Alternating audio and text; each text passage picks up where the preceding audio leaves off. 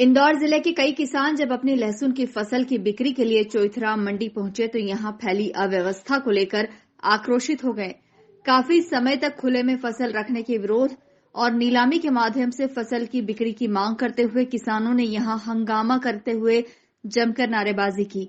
किसानों का आरोप है कि उन्हें फसल की पर्याप्त कीमत नहीं मिल पा रही है, साथ ही मंडी प्रशासन द्वारा पर्याप्त व्यवस्था भी नहीं की गई है। अगर बारिश हो जाएगी तो किसान का पूरा माल खराब हो जाएगा। नहीं, ये व्यवस्था इनसे कुछ सुचारू हो नहीं पा रही है। अगर बारिश आ गया तो उसका क्या, ये माल गीला होगा, किसकी जवाबदारी? ये पूरा का पूरा नुकसान होगा किसान। नहीं, व्यवस्था कहाँ है? व्यवस्था पूरी है कि रोड पे माल उतारना व्यवस्था थोड़ी। नहीं, संतुष्ट नहीं। माल पूरा, अगर कल से बारिश हो गया तो क्या होगा?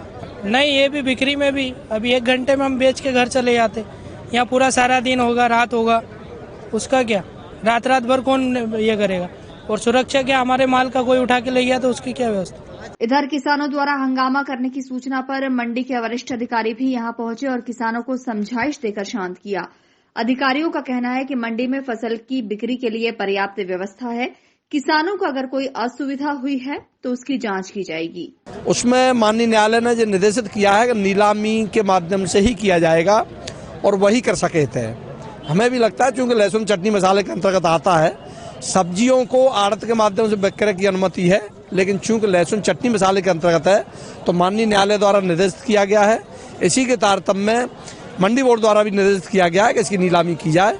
तो व्यापक कृषक हित को ध्यान में रखते हुए तत्काल इसकी नीलामी प्रारंभ कराई गई है और मुझे लगता है कि इसमें किसानों के हित में जो पक्ष में है और किसान इससे खुश हैं। हमेशा जब कॉम्पिटिटिव रेट रहता है वो ओपन नीलामी जब भी रहती है, चूंकि मंडी अधिनियम 1972 की धारा 36 में स्पष्ट उल्लेख है कि मूल्य का निर्धारण खुली नीलाम पद्धति से होगा और जब खुली नीलाम पद्धति होती है तो उसमें निश्चित रूप से पारदर्शी रेट रहता है और उसमें पारदर्शी के साथ नीलामी रहती है तो किसानों को निश्चित रूप से उसका फायदा रहता है। लगभग 35,000 बोला माल है आज की डेट में और हम कोशिश कर रहे हैं कि उसको 3 टीम लगा करके पूरा नीलाम किया जाए। फिलहाल अधिकारियों की समझाइश के बाद किसान मांगे और हंगामा खत्म हुआ। इसके बाद किसानों की फसल को नीलामी के जरिए बेचा गया।